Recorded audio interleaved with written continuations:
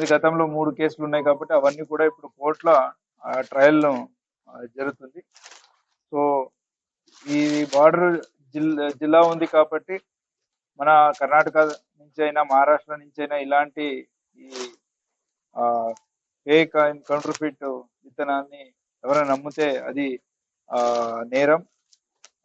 కాబట్టి మన రిక్వెస్ట్ ఏదంటే ఎవరైనా సరే ఈ మన రైతుల్ని చీట్ చేసే విధంగా ఇలాంటి విత్తనాన్ని నమ్మడం ఏదో ఎక్కడైనా మీకు గుర్తొస్తే ఇమీడియట్ ఆ ఇన్ఫర్మేషన్ అగ్రికల్చర్ ఆఫీసర్కి అయినా లేకపోతే పోలీస్ డిపార్ట్మెంట్ ఇవ్వగలుగుతారు.